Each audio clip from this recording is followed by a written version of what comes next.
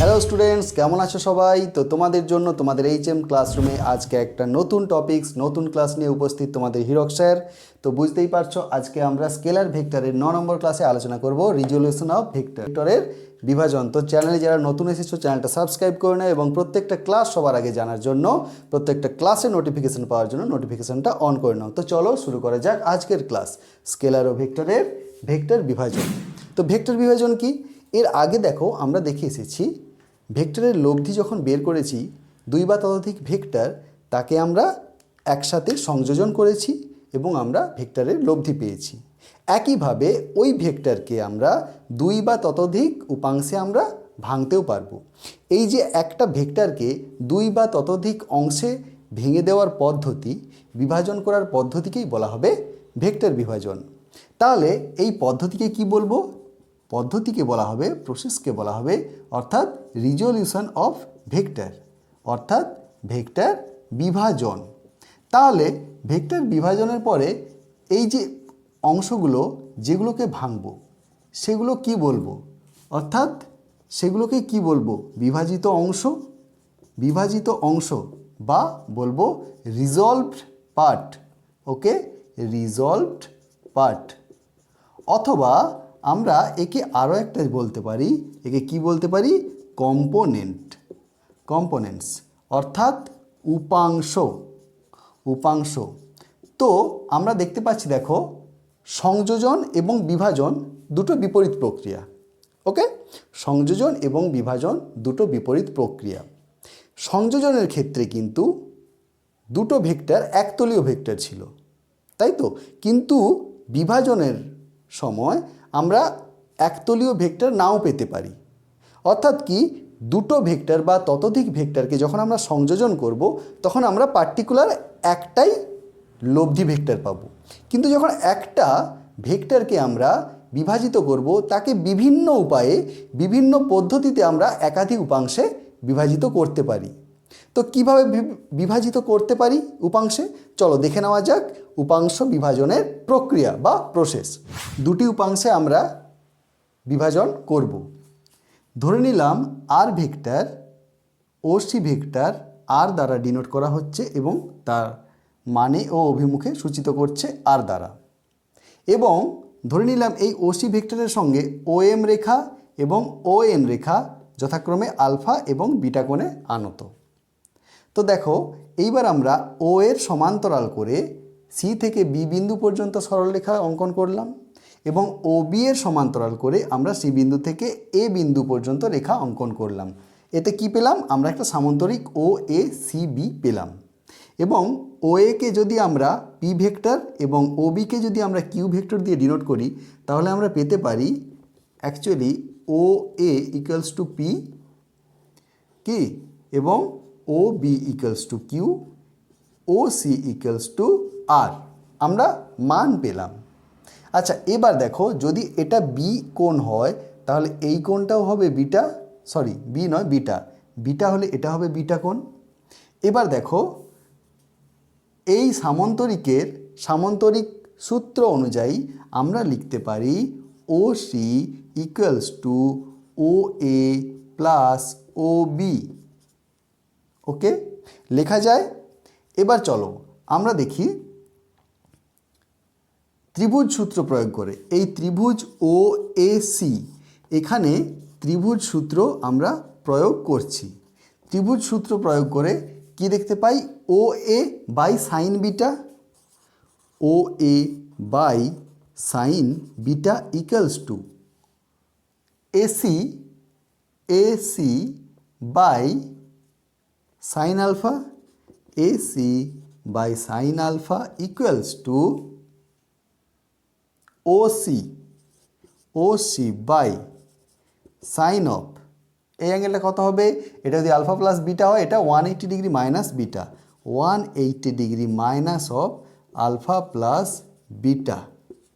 ওকে, তাহলে এখান থেকে আমরা লিখতে পারি অর ও এ কি P, P by sine beta equals to AC কত? এসি কত? AC equals to O B, AC অর্থাৎ Q by sine alpha equals to OC কত R by sine 180 degree minus alpha plus beta কত হবে sine alpha plus beta. Okay দেখো এখান থেকে আমরা লিখতে পারি অতএব পি ইকুয়ালস টু কত হবে R into sine beta by sine alpha plus beta. আমরা পি এর মান পেলাম। কিউ এর মান কত পাবো R into sine alpha by sine alpha plus beta. Okay দেখো আমরা দুটো কম্পোনেন্টে ভাগ করে নিলাম। কোন কম্পোনেন্ট পি কম্পোনেন্ট অর্থাৎ ও এম এর ওপর যে কম্পোনেন্ট এবং কিউর দিকে যে থাকবে সেই কম্পোনেন্ট অর্থাৎ ও এন বরাবর আমরা কম্পোনেন্ট পেলাম, এদিকে কম্পোনেন্ট পেলাম এবং এদিকেও কম্পোনেন্ট পেলাম। ওকে দেখো আমরা ভেক্টরকে দুটো উপাংশে বিভাজিত করলাম। এখানে দেখো আলফা এবং বিটার মানটা কিন্তু চেঞ্জ হতে থাকবে। তাহলে আলফা এবং বিটার মান যদি চেঞ্জ হতে থাকে পি এর মান এবং কিউ এর মানও চেঞ্জ হতে থাকবে। অর্থাৎ একটা ভেক্টরের উপাংশ আমরা পৃথক পৃথক উপায়ে বিভিন্ন রকম উপাংশ পেতে পারি, এটা আমরা আগেই বলেছি। চলো এরপর বলছি যদি এটা টু কম্পোনেন্টস হলো, এরপর দেখো যদি দুটো রেক্টেঙ্গুলার কম্পোনেন্টসে আমাদের ভাঙতে হয় অর্থাৎ দুটো সমকৌণিক উপাংশে আমরা এবার ভেঙে দেখাবো। টু রেক্টেঙ্গুলার কম্পোনেন্টস অর্থাৎ একটা ভেক্টরের দুটো সমকৌণিক উপাংশে আমরা বিভাজন করব। তো ধরে নিলাম একটা ভেক্টর সি ও সি অর্থাৎ আর ভেক্টর। এবার এটা এক্স অক্ষ, এটা ওয়াই অক্ষ। তো এটা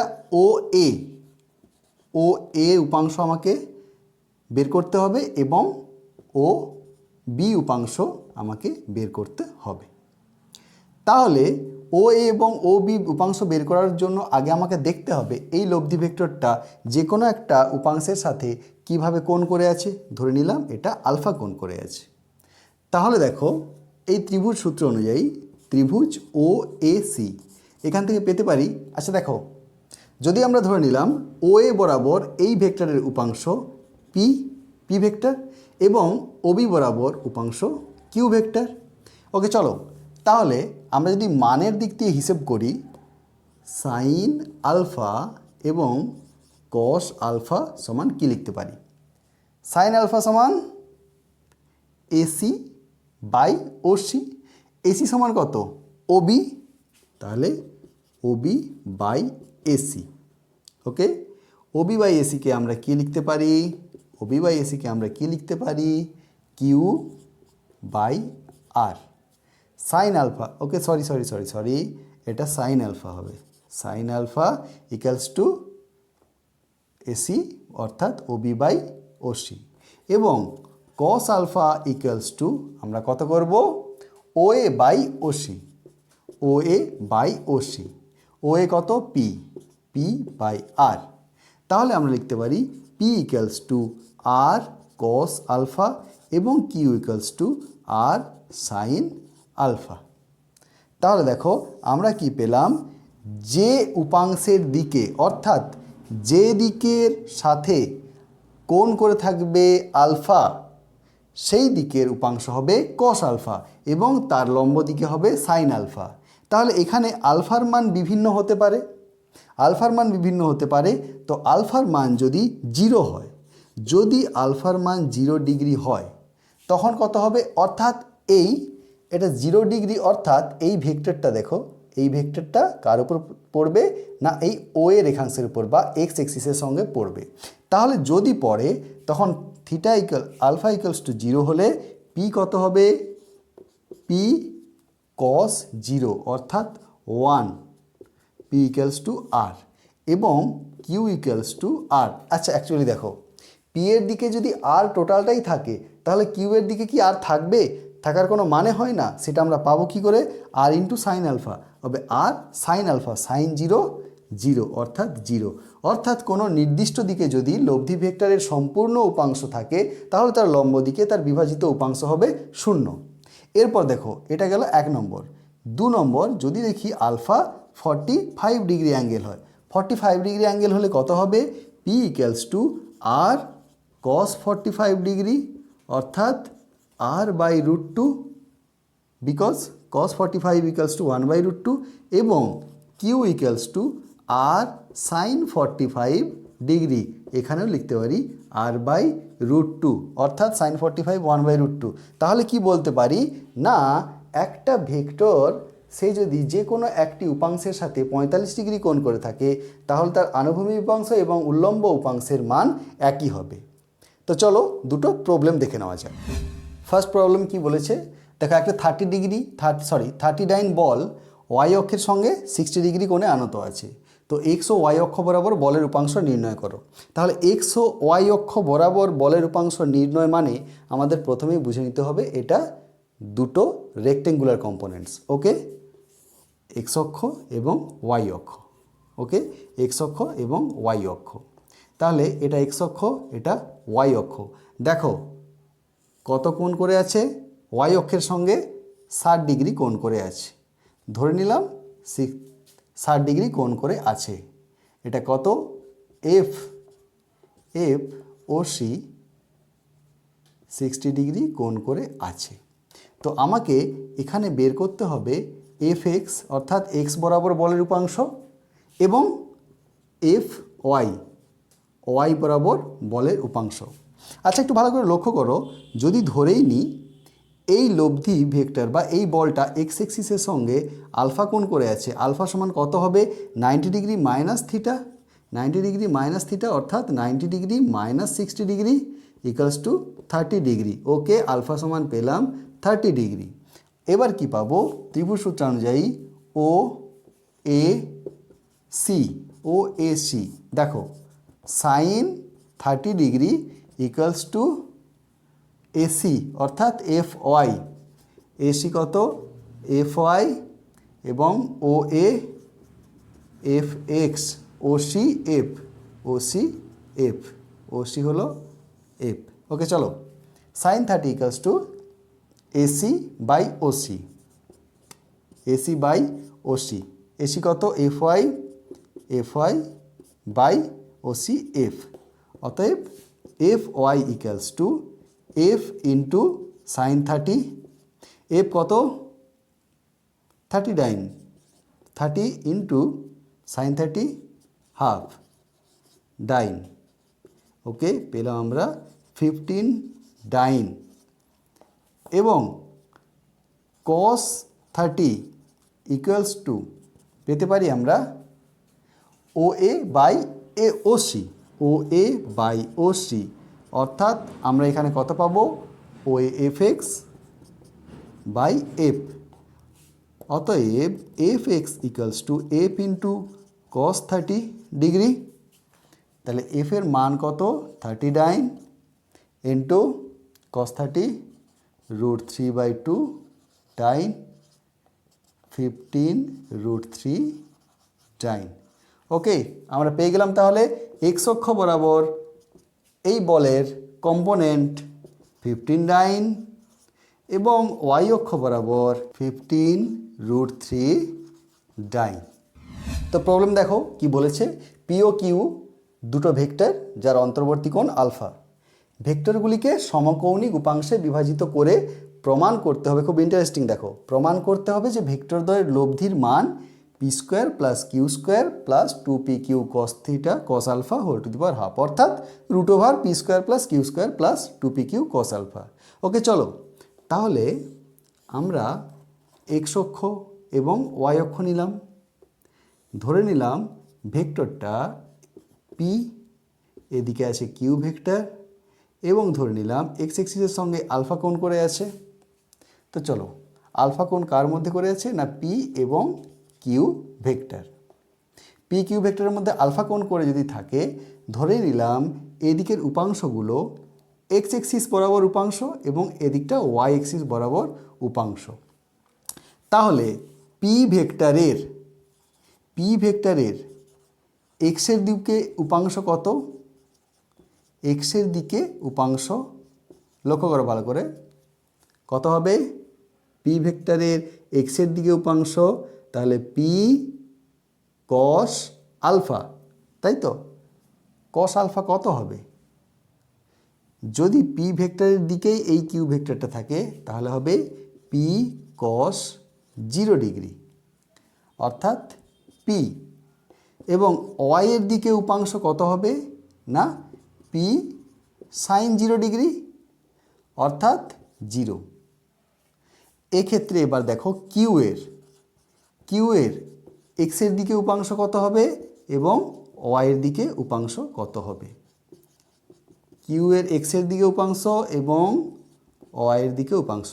এক্সের দিকে উপাংশ কত হবে, কিউ এর এক্সের দিকে কত হবে Q cos alpha, Q cos alpha, এবং ওয়াইয়ের দিকে কি হবে কিউ সাইন আলফা। ওকে, পেলাম আমরা। এইবার দেখো লক্ষ্য করো, তাহলে আমরা এক্সের দিকে কোন কোন উপাংশ পেলাম, পি পেলাম এবং কিউ কস আলফা পেলাম, এবং ওয়াইয়ের দিকে কি পেলাম 0 পেলাম, আমরা 0 পেলাম এবং কিউ সাইন আলফা পেলাম। তাহলে দেখো আমরা দেখি যে লব্ধি ভেক্টরের উপাংশ আর এক্স বরাবর পেলাম P plus Q cos alpha এবং ওয়াই বরাবর পেলাম 0 প্লাস কিউ সাইন আলফা। সুতরাং এবার আমরা কি লিখতে পারি, এবার আমরা লিখতে পারি লব্ধি ভেক্টর আর ইকুয়ালস টু √আর X square plus R Y square, অর্থাৎ আমরা লিখতে পারি √আর আর এক্স কত না P plus Q cos of আলফার whole square plus R Y কত Q 0 plus Q sine alpha whole square. Okay, দেখো দেখো দেখো দেখো পি স্কোয়ার প্লাস 2পি Q cos alpha plus Q square cos square alpha plus এটা কত হবে Q square sine square alpha. Okay, হয়ে গেল। এবার দেখো √ওভার পি স্কোয়ার প্লাস 2পি Q cos of alpha plus এখানে কিউ স্কোয়ার কমন নেব cos square alpha plus sine square alpha. Cos square alpha plus sine square alpha কত জানি 1। ওকে, এটা যদি 1 হয়ে যায় তাহলে আমরা লিখতে পারি P square plus Q square plus 2পি কিউ কস অফ আলফা, এটা পেলাম আমরা লব্ধির মান, দ্যাট ইজ ইট। ওকে, তো যদি ভিডিওটা ইনফরমেটিভ মনে হয়, যদি তোমাদের ভালো লেগে থাকে লাইক করে কমেন্ট করো এবং শেয়ার করো তোমাদের বন্ধুদের সঙ্গে। পরবর্তী ক্লাসে আমরা কি আলোচনা করব, পরবর্তী ক্লাসে আমরা কোঅর্ডিনেটস দিয়ে কিভাবে ভেক্টর রিপ্রেজেন্টেশন করতে হয় সেটা আমরা লক্ষ্য করব। আমরা ডাইরেকশন অফ ভেক্টর কোসাইনগুলো নির্ণয় করব, এছাড়া ভেক্টরের যোগফল বিয়োগফল এগুলো কিভাবে করতে হয় সেটাও আমরা আলোচনা করব। তো তোমাদের এই প্রিয় ক্লাস এইচএম ক্লাসরুমকে যদি তোমরা বড় করতে চাও তোমরা অবশ্যই চ্যানেলটা সাবস্ক্রাইব করো। ফিরে আসছি পরের ক্লাস নিয়ে, সবাই সুস্থ থেকো, ভালো থেকো।